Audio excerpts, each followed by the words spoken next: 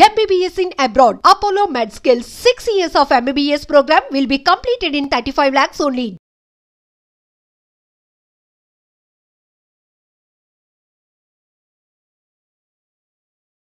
అప్పటి నుంచి మీరు నాకు బాగా పరిచయం. తర్వాత హైదరాబాద్ వచ్చిన తర్వాత ఎన్ నెంబర్ ఆఫ్ షూటింగ్స్, మీరు లేని సినిమావే లేదు దాదాపు అప్పట్లో ఒక టైం పీరియడ్లో. హైదరాబాద్ వచ్చిన తర్వాత కన్నా చెన్నైలో ఉండి హైదరాబాద్ వచ్చి చేసిన షూటింగ్స్ చాలా ఎక్కువ. అంటే టిల్ 94, 95, 96 ఆ టైం వరకు. అప్పటి వరకు ఇంకా మెడ్రాస్ ఇంకా 2000 నుంచి కొంచెం కొంచెం తగ్గుతూ వచ్చింది. 2003 ఎప్పుడైతే షిఫ్ట్ అయినానో మళ్ళీ ఏవిఎస్ గారి సినిమా ఓరిని ప్రేమ బంగారం గారి దగ్గర నుంచి అలాగా కొంచెం పుంజుకున్నారు మీరు. కానీ మొదట్లో మీరు ఇండస్ట్రీలోకి వచ్చిన తర్వాత మీ కెరీర్ కిక్ స్టార్ట్ అంత పవర్ఫుల్గా జరగలేదని నాకు అనిపిస్తుంది. కిక్ స్టార్ట్ పవర్ఫుల్గా జరిగే సినిమాలకే వచ్చాను, కానీ ఆ క్యారెక్టర్లన్నీ పక్కకి వెళ్ళిపోయాయి, సైడ్ లైన్ అయిపోయి ఇంకోళ్ళు వచ్చి ఆ ప్లేస్లో చేయడం.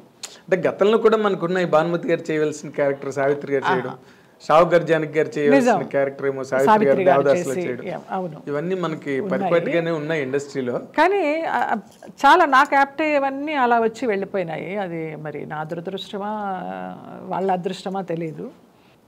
ఒక్కసారి ఇన్నాళ్ళు ఈ కెరీర్ 40 ఏళ్ల కెరీర్ కనుక వెనక్కి వెళ్ళి ఒకసారి చూస్తే మీ దానిలో అదృష్ట దురదృష్టాలు ఎక్కువ ప్లే చేసాయని అనిపిస్తుంది మీకు? ఎస్, దురదృష్టమే ఎక్కువ ప్లే చేసింది. అవునా? అదృష్టం కంటే కూడా దురదృష్టం ఎక్కువ ప్లే చేసింది. అంటే పెద్ద నేనేదో టాలెంటెడ్ గొప్ప డాన్సర్ అని చెప్పడం కాదు, నాకెందుకు రాలేదు అని అనుకుంటే దురదృష్టమే. టాలెంట్తో పాటు లక్ కూడా తోడవ్వాలి. ఆ లక్ నాకు చాలా తక్కువ, లక్ పాళ్ళు తక్కువ. లేకపోతే నిజంగా ఇప్పుడు నాకు ఎప్పుడు అనిపిస్తుంటుంది సినిమా ఇండస్ట్రీలో ఒక జ్యోతి లక్ష్మి గారికి ఒక జయలలిత గారికి వాళ్ళు they are more than heroine material అని. అంటే జయమాలిని కానీ సిల్క్ స్మిత్ కానీ వాళ్ళు ఎవరు కాదు. అవును అవును, జ్యోతిలక్ష్మి గారు చాలా మ్యాగ్నెటిక్ పర్సనాలిటీ, చాలా అందగత్తె ఆవిడ, గొప్ప వాళ్ళందరికంటే కూడా నాకు ఎల్వి జయలక్ష్మి గారు.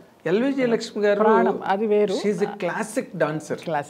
ఆవిడ ఎప్పుడు అంతస్తుల సినిమాలో ఒక్క సీన్ చిన్నది కొంచెం సెక్సీగా ఉండేటట్టుగా మాస్ చేశారు, కానీ బట్ తక్కువన్నీ భరతనాట్యాలే ఆవిడ చేసినవన్నీ దాదాపు. అలా ఇష్టం నాకు అస్సలు కొంచెం ఒక్కటి కూడా రాలేదు అలాగా. ఒక్క స్వయం కృషిలో మాత్రం లాస్ట్లో క్లైమాక్స్లో క్లాసికల్ సాంగ్, బట్ చిరంజీవి గారికి చరణ్ రాజు గారికి ఫైట్, ఆ ఫైట్ మీదకి వెళ్తుంది కానీ ఆడియన్స్ దృష్టి నా సాంగ్ మీద. కానీ ఇప్పుడు ఈ గ్యాప్ ఉంది చూసారా, అంటే మీ డిజర్వింగ్ ఎబిలిటీ అండ్ జరిగింది, ఈ రెండింటికి మధ్య మీ మానసిక స్థితి ఎలా ఉండేదండి? ఎందుకంటే అవకాశాలు వచ్చేవి ఒక పక్కన జారిపోతూ, ఇంకో పక్కనేమో ఇష్టం లేనివి చేస్తూ లేదా సూట్ కానివి చేస్తూ, ఈ రెండింటి మధ్య మీ మానసిక స్థితి? ఎందుకంటే మీరు చాలా సున్నితమైన మనిషి బేసిక్గా. అంత మెచ్యూర్డ్ కాదు మానసిక స్థితి, ఆ నలిగిపోవడాలు అవి ఏమీ తెలియదు. ఒకటే మైండ్లో పెట్టుకున్నాను, నా గురించి ఫ్యామిలీ వచ్చేసింది, వాళ్ళందరినీ బతికించాలి. సో నాకు అనుకున్న క్యారెక్టర్లు రాలేదు, పోయినాయి. వచ్చిన క్యారెక్టర్లతో తృప్తి పడుతూ చేసుకుంటూ వెళదాము. అప్పుడు నాకు ఒక అడ్వైజర్ కానీ గాడ్ ఫాదర్ కానీ ఎవరు లేరు. కొంచెం వెయిట్ చేయమా మంచి క్యారెక్టర్, అందరూ హీరోయిన్ మెటీరియల్ అనేవారే కానీ హీరోయిన్గా ఎవరు ఇవ్వలేదు, వ్యాంప్గానే ఇచ్చారు. సరే ఏది ఇస్తే దాన్నే నేను సంతోషంగా స్వీకరిస్తూ చేసుకుంటూ వెళ్ళాను. కానీ ఇష్టం ఉన్నా లేకపోయినా నా అభిమానులు కూడా చాలామంది ఇంత హోమ్లీ ఫేస్ వ్యాంప్ ఎలాగిస్తారమ్మా డైరెక్టర్ గారు మీకంటే, నాకు వ్యాంప్ ఎక్స్ప్రెషన్ పలకదు, అసలు పలకదు. ఐటమ్ సాంగ్ చేసినా కూడా క్లాసికల్ మిక్స్ అవుతుంది అందులో. జనాలు ఎలా ఆదరించారో తెలియదు, మరి అది ఒక రకంగా అదృష్టమా ఒక రకంగా దురదృష్టమా తెలియదు. మొత్తానికి అలాగా కంటిన్యూ అవుతూ వచ్చాను. అంటే మీరు ఇందాక చెప్పిన దానిలోనే మీరు సంతృప్తిగానే చేశాను అన్న మాట వెనకాతలు ఇంకో బలమైన మాట ఉంది. అంటే ఇంతమంది 14 మంది నన్ను వచ్చారు.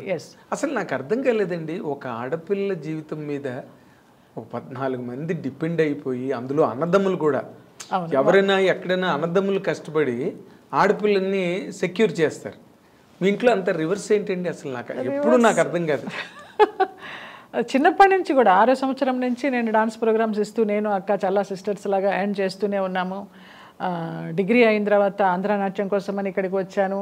ఆంధ్రనాట్యం నేర్చుకునేటప్పుడు నాన్న వచ్చి ఫ్రెండ్స్ సినిమా తీస్తున్నారు, హీరోయిన్ క్లాసికల్ డాన్సర్ కావాలని తీసుకెళ్ళడము, ఇక చిన్నప్పటి నుంచి ఆ సంపాదన తల్లిదండ్రులకి ఇవ్వడమే తెలుసు కానివ్వండి. అదే ఓకే. ఇప్పుడు ఒక స్టేజ్లో మీరు మామూలుగా క్లాసికల్ డ్యాన్సులు ప్రోగ్రాంలు గట్రా చేయడం, అది it is not a full career అప్పటికి. ఇంకా ఏదో ప్రోగ్రామ్కి వెళ్తే వాళ్ళు ఏదో ఒక రెమ్యునరేషన్ లేకపోతే గౌరవ ఆనరోరియం ఏదో, దాంతో కూడా ఫ్యామిలీ గట్టాన్ అయ్యేది. నాన్న జర్నలిస్ట్, ఆయనకి ఓన్ మ్యాగజైన్ ఉండేది నా దేశం పేపరు. నా దేశం. రామారావు గారు ఏదో ఎలక్షన్స్ అప్పుడు ఆ టైటిల్ నాకు కావాలని అడిగారు. అప్పుడు రామారావు గారికి ఇచ్చేసి ఈయన ఇంకా రిటైర్ అయిపోయినారు. ఓకే. అంతకు ముందర రామారావు ఏమైనా ఇచ్చారండి దానికి టైటిల్ ఇచ్చిన? నాకు తెలియదు, మాకు అప్పుడు చిన్నపిల్లలం, మాకు పెద్ద నాలెడ్జ్ లేదు. ఓకే.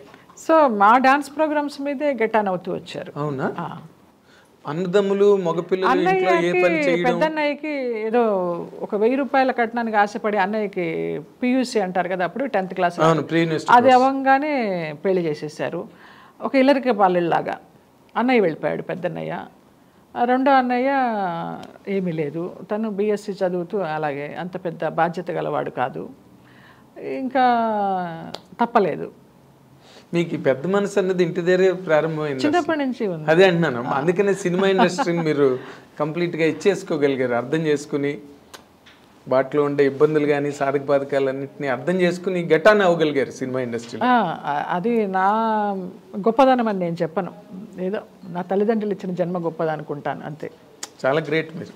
ఎందుకంటే ఇప్పటికీ మీరు ఏ రకమైన డిస్సాటిస్ఫాక్షను కుటుంబ సభ్యుల మీద కానీ అస్సలు ఎక్కడ లేదు కదా. ఎప్పుడు మన అనుకోవడం కనీసం తలంపుగా కూడా రాదు. నేను ఇంతవరకు తృప్తిగానే అందరికీ పెడుతూ వచ్చా, ఉన్నదానిలోనే, ఉన్నా లేకపోయినా కూడా. పెట్టాల్సి వచ్చిందే ఒక బాధ్యతగానో ఒక బర్డెన్గానో ఎప్పుడు అనుకోలేదు. పెట్టడం ఇష్టం, ఎప్పుడు ఇలా ఉండాలి, చెయ్యి ఇలా ఉండకూడదు. అదే మీకు మైనస్ పాయింట్ అయింది. అయ్యుండొచ్చు, బహుశా అయ్యుండొచ్చు కదా, అయింది కూడా. ఇప్పుడు చాలా మంది మన ఇండస్ట్రీలో కాంతారావు కానీ వాళ్ళు కాంతారావు గారికి నేనే హెల్ప్ చేశాను. నేను హెల్ప్ చేయడం స్టార్ట్ చేసిన తర్వాత చిరంజీవి గారికి, రజనీకాంత్ గారికి తెలిసి ఆయనకి ఎఫ్డీలు వేశారు.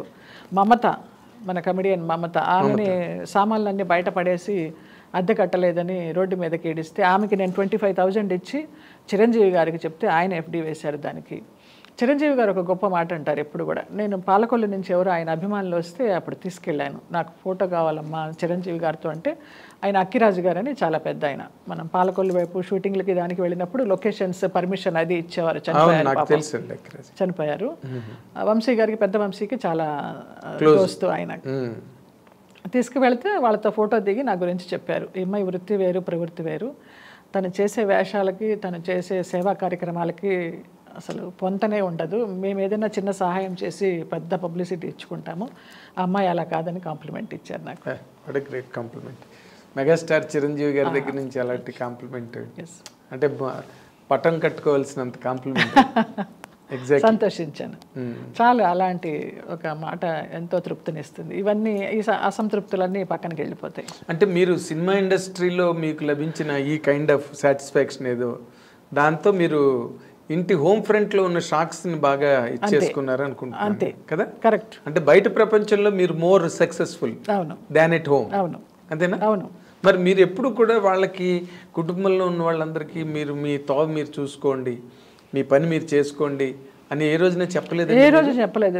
నాకు అట్లా చెప్పలేను. నేను మరబొమ్మలాగా వదిలేసి, నాకు శక్తి ఉంది నేను చేస్తాను అంతవరకు. ఇప్పటికి కూడా, ఈ రోజు వరకు కూడా అంతే. ఇంకా 2 మేనగోడలు ఉన్నారు నాకు పెళ్ళిళ్ళకి, వాళ్ళకి చేర్చి పెడుతూ ఉంటాను, ఉన్నా లేకపోయినా. నాదే బాధ్యత అంతే. నేను చేస్తే నాకు సంతోషం. నా అమ్మ నాన్నలు పైలోకాల నుంచి నన్ను దీవిస్తారు, వాళ్ళ ఆత్మలు శాంతిస్తాయని నాకు ఒక నమ్మకం. ఎందుకంటే అమ్మ పోయేటప్పుడు చెప్పింది, వీళ్ళందరినీ చూసుకోవే కొంచెం, వాళ్ళు ఎవరికి ఏమీ దోవలేదనేసి. ఇక ఆ మాట ఉండిపోయింది, ఆమె ఇచ్చిన జన్మ ఇది, ఆమె పెట్టిన భిక్ష ఇది అనేసి. అలాగా గ్రేట్ అండి, దండం. ఎందుకంటే మాకు తెలిసిన జయలలిత గారు, ఆవిడ ఇంత సున్నితమైన పర్సన్. ఆర్టిస్ట్ అంటేనే సున్నితంగా ఉంటారు. చిరంజీవి గారు కూడా చాలా సున్నితమైన మనస్తత్వం ఉన్నాయి. ఆయన ఉన్నారండి, మహానుభావులు ఉన్నారు. అలాంటి మా జయలలిత గారు ఇన్నాళ్ళు ఈ జీవన సంగ్రామంలో ఎన్ని ఒడిదుడుకులు, ఎన్ని ఎత్తుపల్లాలు, అలసిపోలా ఎప్పుడు. అలసిపోతే ఇంత గ్లామర్గా పడడం లేవడం తప్పించి అబ్బా అని ఎప్పుడు అనుకోలే. అంటే ఇన్ జనరల్గా నాకు అనిపించిన దాంట్లో మీది అంటే మీకుగా మీకు ఇప్పటి వరకు వెనకాతలకు ఒకసారి పర్యావలోకనం చేసుకుంటే మనవి కొన్ని తప్పులు అనిపిస్తాయండి. అన్ని తప్పులే, స్వయంకృతాపరాధాలే మీవా? అన్ని కొన్ని విధిలిఖితాలు అనుకోవచ్చు, కానీ స్వయంకృతాపరాధాలు ఎక్కువ, విధిలిఖితం తక్కువ. నీ రాత నువ్వే మార్చుకోవచ్చు అని అంటారు కదా, అటు నా రాత నేనే మార్చుకున్నా. ఓవర్ పొసెసివ్నెస్, కుటుంబ సభ్యుల మీద అలవి మాలిన ప్రేమానురాగాలు, అవసరమైన అవును అంటే ఓవర్ ఎఫెక్షన్స్ అవి కూడా తెలియదు తల్లిదండ్రులతో నాకు. మామూలుగా పుట్టాము, పెరిగాము, చదువులు బళ్ళో వేశారు, డాన్స్ నేర్పించారు, ఏం కావాలో అది కావలసిన బట్ట ఇచ్చారు, తిండి పెట్టారు, అంతవరకు. కానీ డిగ్రీ వరకు కూడా నా ఇంట్లో రేడియో లేదు. గుంటూరులో ఉన్నప్పుడు నేను చెన్నై వచ్చాక ఇవన్నీ ఒకటొకటిగా ఈ లగ్జరీ లైఫ్ చూసి చేసుకున్నవి. ఏమో తెలియదు మరి, అది అలా జరిగిపోయింది. అంటే మరి అంతమంది ఉన్న ఇంట్లో రేడియోలు గట్ట ఎక్కడ వస్తాయి? అదే 2 పూట్ల భోజనానికి సరిపోతుంది రేడియో ఎక్కడి నుంచి? అవును, అప్పుడు బంగాళదుంప కూర చేసి రసం పెడితే చాలా రిచ్ ఫుడ్ ఎగ్జాక్ట్లీ. పైగా మీరు బ్రాహ్మలు, ప్యూర్ బ్రాహ్మలు. అదే అందుకనే